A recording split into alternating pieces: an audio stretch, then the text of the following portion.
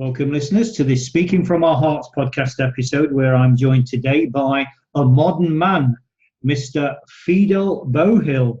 So, Fidel, very interesting title, The Modern Man. I'm going to talk to you today, if I can, around your podcast. And I know we've done you very kindly invited me onto your podcast by that name, and we had a chat. So I want to build on that, really. So, very warm welcome to you anyway. Thank you very much, Paul. Glad to be here. Okay, so without further ado, Fidel, the modern man, tell us more. About me or what I'm doing? Whatever you want to tell us. Well, obviously, you and the modern man are, hand in glove, so to speak. We kind of are one in the same thing, sort of. So there's a few different parts to what I'm doing with under the sort of the brand of the modern man. Obviously, there's me personally. I'm an NLP master coach and a master hypnotherapist and timeline practitioner and personal trainer. So I work on a one-to-one level with mainly guys, but I do work with quite a few women now as well. There's more and more get in touch with me, wanting to work with me. And the sort of therapeutic level, I help them do sort of breakthrough sessions and things like that, reconnecting with their masculinity and that sort of thing, help with relationships and dating. And then I have a men-only Facebook community called the Modern Man Club, which is a really vibrant place to be. There's 700-800 guys in there at the moment. It's a very, very active community. And the third element is something we're just bringing to life now, which is the Modern Man Club Community Interest Company. We're launching on the 1st of June, a 6-week program where we join physical and mental health together. So we're running a 6-week training program where guys come in, we do 45 minutes of exercise and then 15 minutes of kind of like discussion, and just create a real sort of friendly, open atmosphere where we can talk about things that affect men face to face. So a bit like the club, but we're bringing it to life. So that's the first one we're doing for 6 weeks. And then we're going to be rolling that out across the country, working with gym owners and personal trainers to offer that space and that facility to men all over the country and hopefully all over the world. Wow, global vision. A man very much after my own heart. It's interesting listening to you speak there, Fidel, about what's unfolding, because there's similar things taking afoot at Speaking from Our Hearts, but that's another time, another place. So tell us more about what the catalyst for the modern man concept with you was. How did that all come about? Ooh, the how story. It started about 3 years ago, give or take. I had for the second time in my life, I came into some financial difficulties. I've been a will writer for about 12 years. I was titled Britain's favourite will writer. I was up and down the country speaking, training lots of other will writers, and had a big reputation online and offline as a speaker and an estate planner, talking about those sort of things. And I created a kind of character called Bad News Bohill. It started as you can see pictures of me behind me there. I used to wear the jacket with the skull and crossbones on it and everything, and I had a big sign saying "You're all going to die." But generally, this was it was a marketing ploy. Yes, I believed in it. I believed in the products. I knew I was doing good work. But as the character evolved, I kind of became known as a kind of Mr. Death kind of guy, and people approach me with quite emotional stuff, and wanting to talk about those sort of things. And whilst, I've had my connections with death and people close to me have passed away, but I don't feel that it's ever played a huge part in my life. It certainly hasn't kind of like affected me as a person particularly. And I just kind of was coming at it from a very professional point of view. And as I grew as a speaker, my talks became more and more kind of personal development-y and a bit more inspirational. And I was taking stuff that I'd learned from taking thousands of will appointments. I've been blessed. It's a fantastic job on reflection. I don't think I appreciated it fully at the time. But being able to speak to lots of old people like literally on their deathbeds, I still do that occasionally where I have to go into hospital, speaking to people just before they go, speaking to young people, sick people, well people. But I get really under their skin and talk to them about what's important to them, their wealth, their families, their relationships. It'd often be a really deep, open conversation about stuff, and there was relationship things going on there as well. And I learned loads. I just sucked in all of that wisdom, And as my talks became more about those sort of things, I really enjoyed that stuff. But it also meant that I was painting myself into a bit of a character, a bit of a corner, as being this person that knew about kind of like death. And I didn't feel that comfortable with it, really, because when people met me, I'm a happy, smiley, positive guy, and people just couldn't equate the two. And whilst that worked from a business point of view, it didn't work for me. On the flip side of that, running a law firm is a very, very difficult thing to do. And if I'm honest with you, it really isn't me. I was great at the marketing, great at bringing in the business, but you have to be a real stickler for details. As you've just heard, my vision for the modern man, I'm a big picture guy. I like all of that. I like the marketing. I like the sales. I like the people. I like the connectivity. But running a law firm, you have to have a massive eye for detail. And it's really, really boring, and it's really mundane. And for me, it felt like smashing my face against a brick wall every day when I went into the office. And as such, I tried to grow the business. I made a couple of big mistakes with the company, and I got into financial difficulties with it. Tried to grow it too quickly. The details were getting missed. We were making a few mistakes, and it all kind of like piled up on top of each other. And I ended up having a panic attack. I ended up in hospital on my way home from an appointment one day. Chest pains. Managed to I fell out of my car and crawled across my driveway. The kids kind of like pulled me in the house. They called an ambulance because they thought I was having a heart attack. I thought I was having a heart attack. They came. At the time, I was the fittest I've ever been. I just had I boxed competitively. I just had a really tough fight. I'd won a CrossFit competition without ever doing CrossFit before in my life. I was fit and healthy, but I had all this other stuff going on that I hadn't told anybody. I didn't even tell my wife what was going on financially with the business, or the people that were involved in the company, or anybody. I was keeping all of that inside. Mainly because of I felt I wasn't doing my job as a man. I was going to mess up my family again. All these people looked at me as a great businessman. People thought I was this guy, Fidel knows what he's doing. He's got all this stuff together. Look at him, he's doing really well on the surface of it. But down below, I didn't know how to tell everybody that I was messing it up, and that really affected my kind of masculinity. And I thought, because that's kind of like our job, isn't it? As a man, that's how I felt. That's our role. We're the provider. We're the guy. We keep everything together. We're we're good with money. We're good with business. And for it all to be unraveling was difficult for me to share with anybody. So I went through this, had the panic attack, and to kind of, I realized that I had quite a few underlying issues with money. So I started having hypnotherapy, which was a really interesting process. Basically, it opened up it was like taking my brain to the gym. And I don't quite know what happened to me over that process, but it kind of opened up the neural pathways between my conscious and my unconscious mind, and released loads of other stuff that I'd clearly just been holding back. It was all a bit too much for my hypnotherapist. She was kind of like trying to help me get over my money issues, and all this other stuff came out. So I learned how to do hypnotherapy myself. I had one particular moment where I was doing a talk in front of about 40 or 50 people in Southampton about, I was doing a talk about how to die happy. And it was an inspirational talk based on 6 things that I think are important for people to focus on in life and get right in order for them to reach the end and feel satisfied. And one of them is the truth. One of the elements is the truth. And I was speaking about this. There are 2 sides to that. There's one is telling people around you the truth. Lots of people, when they get to the end and when they get to they kind of regret not telling people that they love them. They regret not telling people who they really are. They regret lying to people, their children, their spouses. There's a real thing about the truth. The other element is being truthful to yourself. And I interviewed my mum on a Facebook Live once, and I asked her for one piece of wisdom that she was going to give to her grandchildren.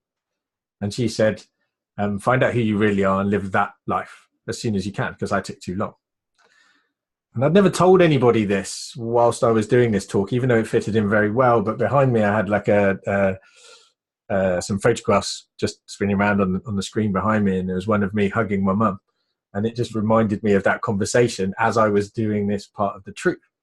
And I told the audience that, and I started. It was just really emotional. I got really emotional. The audience got really emotional. There was a sort of, you know, I'm sure you've done it when, you know, and there's just pure connectivity between you and the audience, and it all kind of went electric, and it was really, really powerful moment for me. And I sat on the train on the way home, and I was like, wow, you're telling everybody this, to do this, but this isn't your truth. Like, you're not the wheelwright. You're not Mr. Death. What are you doing? Yeah. And one of the beautiful things about coaching with people, NLP, hypnotherapy, when you connect people with their unconscious mind, your unconscious mind knows what makes you happy. Okay. It knows what you should be doing. It does. It knows who you really are. Mm-hmm. And I was really connected with that. And I spent 2 or 3 days going, well, first of all, I asked myself, who am I? Which is a bad question to ask on the face of it, without lots of preparation. You can end up really down a rabbit hole with that one. It's a lifelong Let's start journey. right at the top, eh? Yeah. Well, and as I realized that, I thought that's not a great question. It was a better question. The better question was, what do I have to offer? And so it was kind of like, who am I? But what are the practical elements that I've got that make me up, that I can help other people with? And one of them was, actually, I feel really comfortable as a man. I'm really confident as a man, but also I understand that I have feminine energy inside me, and I'm really, really comfortable in that too. Yeah. I absolutely have total respect for women. It's not even a conscious thing for me. My mother was a feminist who had 4 sons. So she showed us what it was like to be a powerful female, powerful feminine role model. But also she was really clear, because a lot of her friends and the circles that she moved in were quite anti-man, but she made sure that her 4 boys were comfortable being men as well, and that we had nothing to be embarrassed about or ashamed of. And I looked around me at my generation, and I saw that wasn't the case for lots of guys. And we've got a real crisis of masculinity within our generation, of guys not feeling connected to it, not understanding what it means, not feeling positively about it, feeling that it encompasses violence and anger and aggression and dominance and all of this stuff. And we've lost touch with what masculinity really is. It's a beautiful, wonderful thing. And I thought that there, I naturally embody that. That's kind of who I am. It's my truth. If I can express it well, and I can help other guys and women understand positive masculinity and its place in our society and for our generation, and what we can do in the modern world with it, and design a new version of masculine and feminine, and without the gender roles of being the housewife or being the one that goes to work, without those stereotypical roles. We don't have to throw the baby out with the bathwater. We don't have to say, well, because we all do the same work, we're not men and women anymore. We can bring different energies to those roles. You can be a stay-at-home dad, but you're a stay-at-home dad. You're a stay-at-home man. So you can bring that energy to that role. The role is irrelevant. It's the energy which you bring to it. So yeah, that's the how. Long story. Wow. You asked. No. Where do we go from there?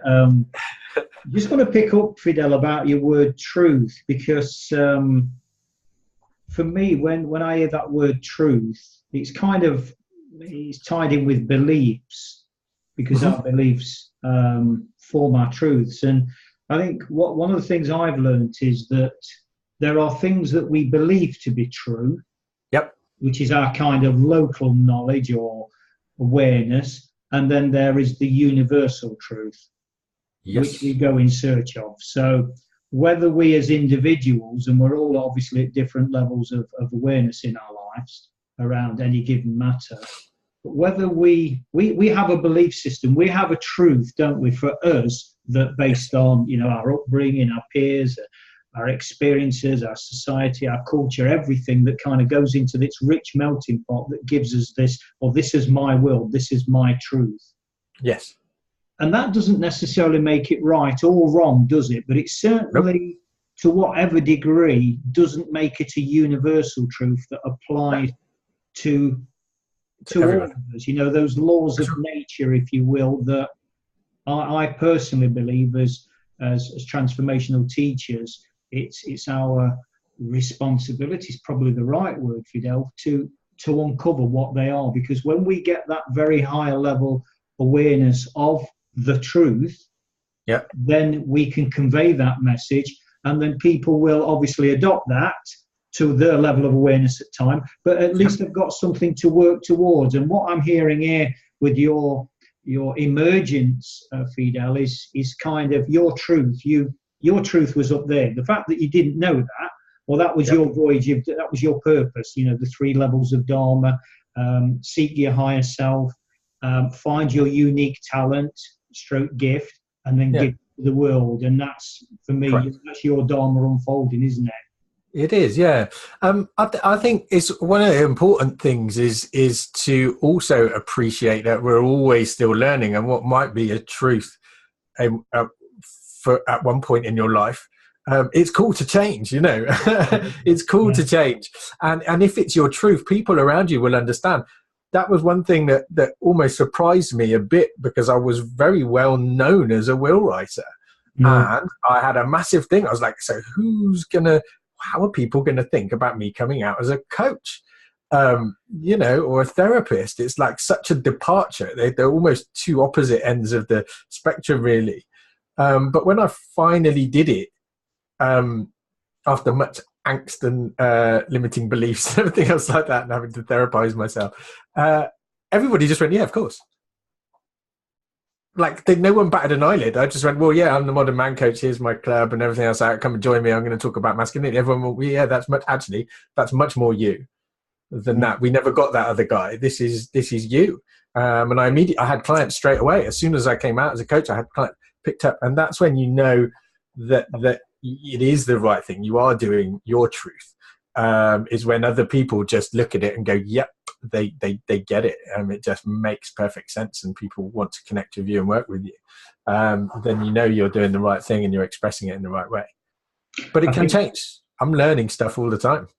Yeah, I think the modern day term for that, Fidel, is it not? We're in flow. In flow, correct. Yeah. Yes, because I mean, if people say, you know, what's your belief, Paul? And I always put a caveat on that, because you're absolutely right in what you've just said. My belief at this moment in time is X, Y, or Z. It's not to say to be that tomorrow or the day after, because, you know, that is growth, isn't it, by definition? Without a shadow of a doubt. You know, if I talk to somebody like you about some of the things that I believe in, and you're further along the path than I am, and you've thought about this sort of stuff and other things for longer periods of time. Like, if I think that my way is the only way and I have a conversation with you, that's not going to be a conversation, is it? I'm not going to be taking on the information or the wisdom. You have to be open to changing your mind and changing your opinions with thought and consideration. You know, it doesn't happen just with everybody you speak to about it who disagrees with you or something, but you certainly have to be open to it. And when you're having these types of conversations, you need to listen properly and go away and ruminate and think, oh, hang on a minute, there's a point to that. How does that fit in with my beliefs? You know, but that's wonderful, isn't it? It's lovely. It is, and that's the growth. And I think, you know, to use that word growth, Fidel, which is obviously what we're about. Well, you know, we're about as a species. Evolution.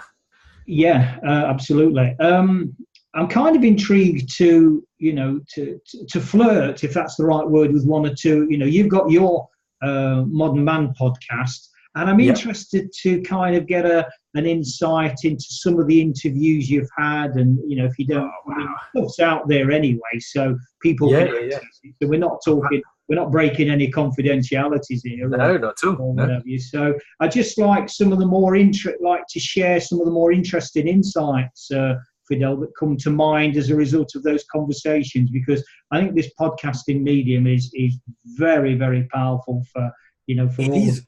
And I have learned and changed and developed through speaking to some of the people on my podcast, including yourself. So there was, I've had some amazing ones. Like, we've just we did 10 episodes for series 1, and we've just recorded series 2, of which you are the first one out the door. After you on series 2, I spoke to a really fascinating guy who I saw in an article on the Times and got sent it by about 4 or 5 people. And I thought, I have to speak to this guy. And he is what did he call himself? A sexual therapy partner. And basically he was a high-class male escort, which is his other title that he called himself. And that's going to be the next episode out next Monday. That was a really, really interesting conversation about that masculine feminine connectivity and how modern women are exploring themselves nowadays, and how we bring our kind of like outdated views and thoughts, how they're still hanging around somewhat, but people are bucking against all of that stuff, and how that masculine and feminine polarity exists in the bedroom, and how it's lacking generally for a lot of women and men now, which is something that I talk a lot about. So that was a fascinating conversation. On the flip side of that, on the last series, I also spoke to my very dear friend and an amazing woman called Rebecca Lowry, who is a sex therapist. And that was she works with men. She has a program called Keys to the Kingdom, where she helps men explore their sexuality, and their desires and their fantasies and things like that. And she brought some wisdom. I think to date, that's still the most listened to episode. Another one was a guy called James Boardman. I don't know if you've come across him, the dad coach, former Royal Marine sniper, personal trainer, and now kind of like a coach. He runs his community, a fitness community, getting guys to sort of really be organized with their day and their time, and really look at being sort of super productive, and including fit and healthy lifestyles in there. So we have a lot in common. But that was a fascinating conversation. It went on far longer than any other episode we've had. I think we were talking for like an hour and 45 minutes, a really long episode, but real value in there. And speaking to guys who've been in the service, who've been in the armed forces, is always interesting from my point of view as a modern man, and how they reintegrate back into society after being in that extreme masculine environment. You know, even women in there, that is masculine energy. If you're in the armed forces and you're out at war, that is you have to be in that masculine energy, and you have to use it positively, as much as you can in that way. So that conversation was always interesting me. I've had a few conversations with ex armed forces guys in there. But yeah, I've spoken to some amazing people. And on a general note, you know, from my perspective, Fidel, you're absolutely right. This podcast medium, I mean, talk about getting stretched. I think no matter how much one may perceive that he or she has lived a very diverse and colourful life, yeah, you know, what my advice if you make that statement, well, get yourself a podcast station then and start yes, because you're going to get stretched all over the place. Yeah, without a shadow of a doubt. That's exactly what I thought. I always thought my life was colourful and interesting and everything else like that. And now I'm like, yeah, some of the people I've spoken to just blow me away, you know. Yeah, for sure. Yeah. Including yourself, actually, Paul. Yeah, including yourself. Thank you. I can remember having a conversation with one guy particularly, and the depth that he went to around this particular subject of consciousness. I come off and I just felt as if I needed to put my head in a bucket of cold water. It was like, wow, there was so much high-level stuff, real radical sort of world-changing stuff in there that was scientifically backed up, and it was like amazing. And you know, this diversity, and sometimes, Fidel, isn't it? I don't know if you find this with your Modern Man podcast, where you can have a nice, gentle conversation, and you know what, you don't test each other too much. It just flows, and it's nice, and you know, all the podcast conversations are respectful, but it's very, it's almost like a Sunday morning stroll. Let's not tread on each other's toes kind of thing. And others is like, okay, get in the ring, boy, because now we're going to do it. Yeah. I've had a nice mix of both of those. And I think it's important to have a mix. Actually, Yes. I think Yes. the dynamics of that is good in a sort of series of podcasts. If people are going to listen, I think if you have too much of one or the other, it gets a bit boring. But if people are tuning in on a weekly basis or whatever, and they never know what they're going to get, it definitely makes it a bit more interesting. As a host, that's what makes a good host, to be able to be comfortable with both of those types of conversation, I think. Absolutely. Just want to drill down a little bit, Fidel, around this masculine and feminine energy dynamic. Yep. From your own views, from your own experience, and if I can quote, sort of play something back to you that I hear as a, we're going to have to be careful of generalizations, of course, but for sure, as a generalization, it's like men have become women and women have become men in today's society.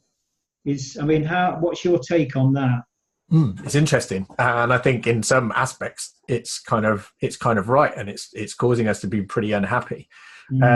Just first of all, let's talk about that generalization for a minute, because it's a really important thing in this conversation as a whole, because people mistake it.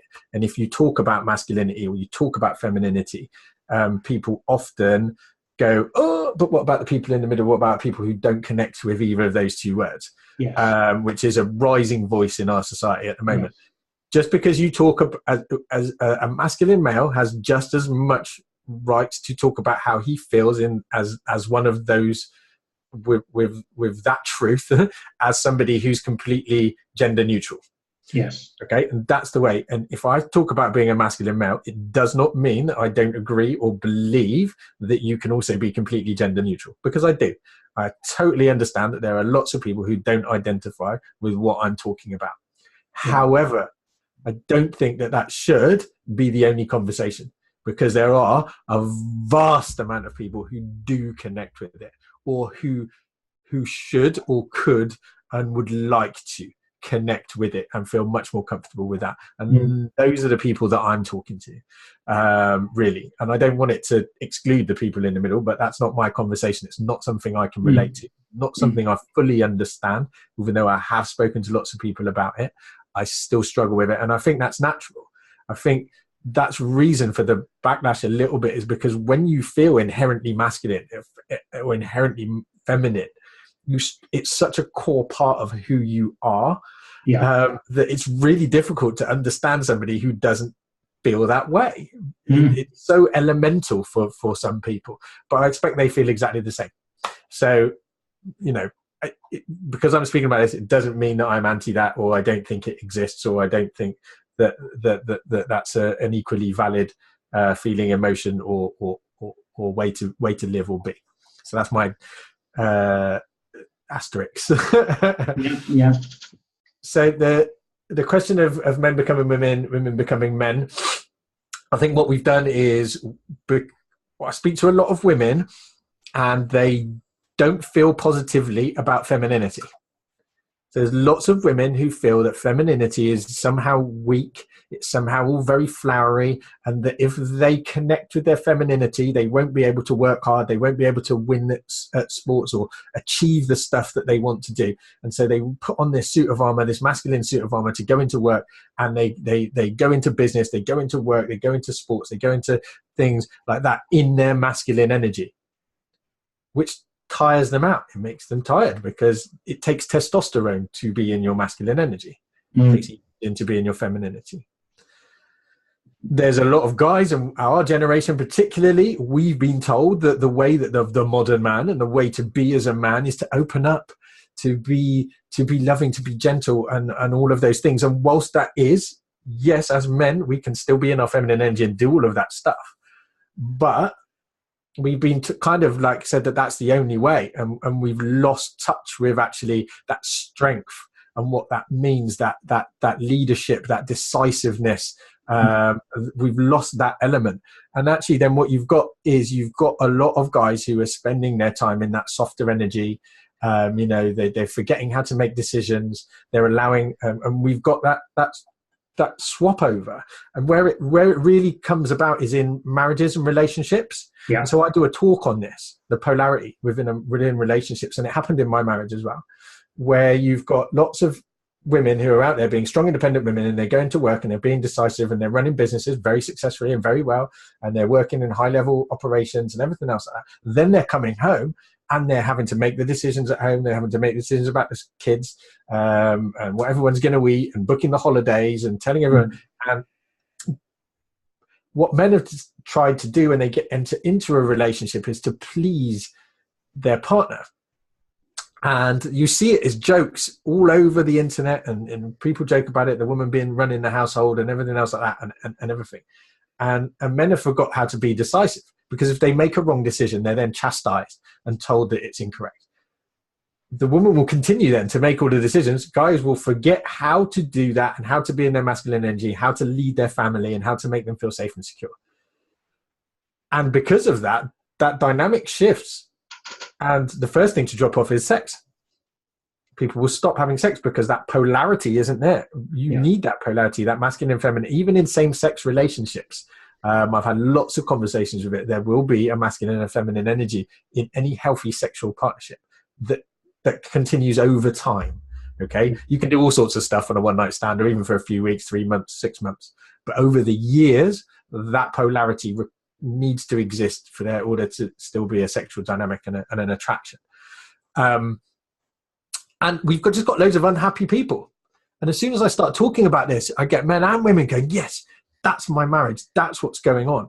I'm exhausted. I'm at work and I'm doing all this, and I just want him to make some bloody decisions. And I say to them, well, what happens when he does and he gets it wrong? What do you do? Oh, well, they tell him off, they chastise him, and he won't do that again. Both parties have to take responsibility for this. I'm not putting it at all on the table of women. I'm just talking about actually what tends to happen. So in some ways we've got a lot of women spending a lot of their time in their masculine energy, and for most of them it's exhausting and they're just tired. We have a lot of men spending a lot of time in their feminine energy. They're deferring, they're allowing other people to control their lives. They don't know what their core values are. They've forgotten how to make decisions. They're dithering, they're not happy, they're not getting fulfilled sexually, they're not fit, they're not strong, and they've lost their way in life. One of the Claire Russell, who's on the board of the Modern Man Club community interest company, she's worked for the Samaritans for many, many years. And that's the most guys who are at that end that are calling the Samaritans are ringing them, and they're just saying, they don't know what their role is in life. They don't know what they're supposed to be doing. They don't know who they are. They don't know what their value is, and stuff like that. So we have a bit of a crisis going on. Yeah, interesting. I suppose the overriding aspect within all this, it kind of, I find myself almost on every single episode now, Fidel, saying this, and I'm thinking, right, okay, Paul, try and come up with some innovative new way of describing this umbrella scenario, whether we're talking about, what we're talking about specifically here, or X, or consciousness, or addiction, or what, all this myriad that we know goes off in podcast conversations. But for me, Fidel, yet again, it brings it back to, if I can be allowed to say, my very first podcast, Mastering Life is as simple as ABC. And for the A is the awareness. Our starting point is, what do we actually know? Yeah. What are we aware of? Putting this in, obviously, in the context of what we're speaking about now, and your modern man philosophy. Is it fair to call it a philosophy? I think it is, isn't it? But I guess so. Yeah. I'm working on it, and that's exactly what a theory or a philosophy. Yeah. Yeah. Well, I think it's a massively more than a theory. I think it's groundbreaking stuff if it's embraced. So it's a deep philosophy, but in my humble opinion. So the awareness, Fidel, of where are we actually at these days as a modern man? Where are we actually at? And that's our starting point, isn't it? Yeah. And no judgment on that. It's because we are where we are. But I suppose why people then, coming on your podcast, talking to you, being on one of your programs, or being educated, use that word loosely, educated through the Facebook group or whatever, that awareness increases, doesn't it? Correct. The B in the ABC is the beliefs. What current beliefs do we hold? And we've kind of just flirted with that, haven't we? You know, well, we flirted with that through, I think, throughout the core of this conversation. You know, that is it. The beliefs around masculinity and femininity are evolving very quickly, and they go backwards and forwards. And part of the role of what I'm trying to do is to develop a new sense of, like, how do we bring some of that old stuff, but how do we fit that around the reality, our awareness, what is actually going on? How do we change our beliefs to fit around our reality at the moment? Yeah, and that's a lovely segue, Fido. Thank you. He's not been paid for this, by the way, listeners, but that dovetailed very nicely into the C, the creativity, to think and be open to new ways, and I love this term flirt. And I think in terms of the, you know, this kind of conversation, flirt with new ideas and new concepts and new ways of being, which ultimately will take us back to point A. So it's kind of an ever increasing circle. We're raising our awareness, and I think as human beings, Fidel, that's kind of all we can do, because we're in search of consciousness.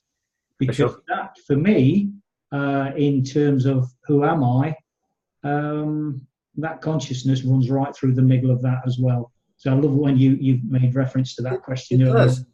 But the who am I just think there are kind of like two elements to that. You know, at our core, unless, again, I'm not talking about those people in the middle that don't connect with it at all, but like humans really don't enjoy. I think generally humans operate better within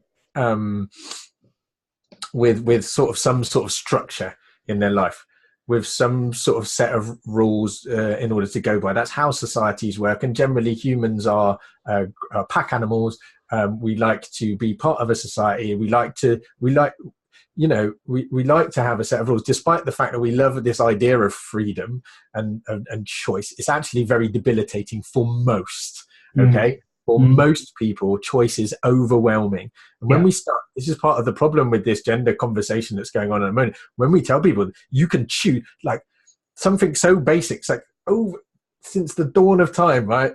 Whether you're a man or a woman, has been like, that gets assigned to you before you're even born. Do you know what I mean? And with that, there's a very loose fitting, depending on what society or where in the world you're born. But there is a little set of rules and life sort of trajectory that's based on that. And it's almost the first thing. It's the one little box that you get to go in is man or woman.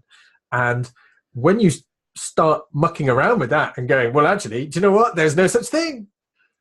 That is really debilitating, which is why it's such an emotive conversation to have, and why people get so angry when people are going, well, I don't feel either of those. Actually, I'm not in that box, and that's cool. Like, they're not in that box; they're in their own boxes. But for the vast majority of us, it is a box. It is a channel. It's a system, a trajectory that we kind of know and understand inherently because of all this other stuff, and it's ancient. And if you feel negatively towards that, you know, I think you struggle to find out, to get to the bottom of who am I, because I believe, you know, I am a man. Like, if right at the very bottom of that question of who am I, like, do you know what I mean? Right at the very bottom down there, you know, there's only a few levels above that, you know, and that's real big picture stuff, real big thinking stuff. Once I go above that, but inherently in this world, in my society, in my family, in my reality, I am a man, and that comes with a nice set of understanding for me to be able to put that bit away and concentrate on other stuff to think about. You know? I like what you've done there. I love that, because what came to mind, I made a few notes as you were speaking there, Fidel, is this model that I think we adopt as human beings, and I call it from concrete to consciousness. Yeah. And at the moment, putting Speaking from Our Hearts Book 2 together, where international co-authors tell about their story of transformation. And for me, the book split into 3 parts. And the first bit is around my life story, which was very concrete. I belonged in that box. That was me. Yeah. My world was very certain. It was very controlled. It was very, deliberate. And I needed that, because I needed that to overcome my own inherent insecurity and vulnerability as a result of my my upbringing. So I needed that certainty in my life, that concrete, tangible, does 1 and 1 equal 2? Because it must always equal 2. It's got to. And don't flirt with any other idea, because that's not acceptable, and all this stuff. And I think what evolves over time, from listening to you speak there, Fidel, is when we know where our base camp is. I am a masculine man. I know that. I think then we can start to let go and embrace the more feminine side, because, as you absolutely quite rightly say, we've got those energies. All of us have got different energies, and I think the feminine energy is beautiful. But I'm very strong in my masculine, and I don't think there's an exact science. Well, there isn't an exact science, because we're all so different and so unique. But what I always try and or if ever mindful of, Fidel, is Pareto analysis and the 80-20 rule. So, it's not an exact science, and as I say, at the risk of repeating, we're all different. But if I was to kind of reflect upon where my world's at in terms of my dynamic between the two, I'd say, at least 80% of who I am, what I am, is that very strong masculine energy. I will take the responsibility. I will make decisions. But you know what? That beautiful, the powerful 20%, she belongs with me as well. Absolutely, without a shadow of a doubt. I think it's really also important to remember our audience as well. And I think that's where a lot of people in the personal development world and in the coaching world kind of forget, and they're almost talking to each other, and that's cool. So me and you can have one conversation, all right, because we've been on a journey, okay?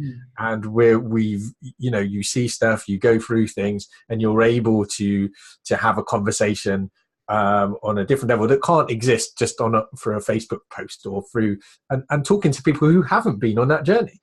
And I have to acknowledge that I try, and one of my talents and the reasons why I'm doing what I'm doing is I'm trying to express this really pretty simply for Dave on the street. Do you know what I mean? And go, listen, absolutely, mate, it's cool to be a bloke. Right, that's message number 1. It's fine. You don't have to worry about it, because there's a lot of them out there that are feeling worried. They feel like they feel attacked. They feel insecure about it. And that's causing a problem, because it comes out negatively, and when you get fingers wagging at you and you get told off about stuff, what do? You don't listen to that and take that on board. For most people, they retaliate. They dig down into their bunker, into their beliefs and their things, and they react with anger and aggression, and and nobody likes being told off. So we've got to change that conversation. Remember who we're speaking to. Remember that we're speaking to, and we're inviting people to start that journey. Yes. And so the starting point has to be something that everybody can get. It has to be your ABC, right? It has to be like, look, this is who you are, and let's build that base level of confidence in being a masculine man. Let's understand what that is, how we express that in modern society, how we bring that in a positive way. And once we've got that down pat, then we can start looking at expressing and examining other parts of ourselves and other parts of how we can make all of that work in sync. But I think there's a space for not making it too complicated for everybody. Absolutely. And just sort of going back to, I 100% agree with that. Just going back to the, some of the more, dare I say, higher level conversations we have with experts, top physicians and, the deep research that they've done on a global basis. And I've said, that is powerful beyond description. Now let's me and you talk, so I can then distill that and take it out to the streets. Because if I take that out to the streets, it's going to last 2 seconds, if that. It's going to be, people are just going to be like, what you want about? I think there's a lot of, and I've seen a lot of the work that's been done around masculinity and stuff like that is this kind of like new age stuff, where people are like trying to get you out into the woods to bang some drums and have a big hug and grow a beard and all of this stuff. And again, Dave's not interested in doing that. It's not appealing. It wasn't appealing to me either, really. And I've kind of grown up around that stuff. So, but as just a normal, quote unquote, normal bloke, that's not where I want to have this conversation. So we're bringing our conversation into the gym, into the boxing gym, into the weightlifting gym, into areas where blokes kind of have that connectivity with their masculinity. And where we can have a different, let's bring it to the football pitch. Let's bring it to the pub. Do you know what I mean? Let's just go and talk about this stuff, places where people feel comfortable, and that's connected in their minds with what masculinity is.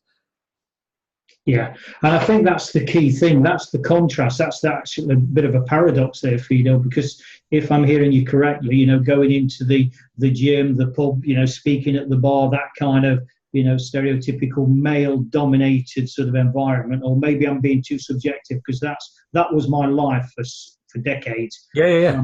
Putting myself in that picture. But interestingly, and this is where I resonate with what you've just said, even in that kind of very male-dominated sort of circle that I was in, and those environments I was in, I would still talk about issues of femininity, things that guys aren't supposed to. Oh, Paul, what are you talking about that for? That's and all this. So, and I think for me, that's because there has to be a yin and a yang in every scenario. For sure. Yep. And a strength on one bias, which in this case is the modern man and the masculinity. But it's leaving that kind of all by the way conversation, isn't it? But when if you set the tone and you're setting the place and you're doing it in that environment where guys are like, oh, okay, so I'm being a bloke now. You can then explore all of that other stuff. You can, and you can do it in simplistic terms because you've set the baseline. It's like, okay, we're being men here. We're being men with men, and we're doing this manly activity. Okay, we're cool with that. We all know where we're sitting with that.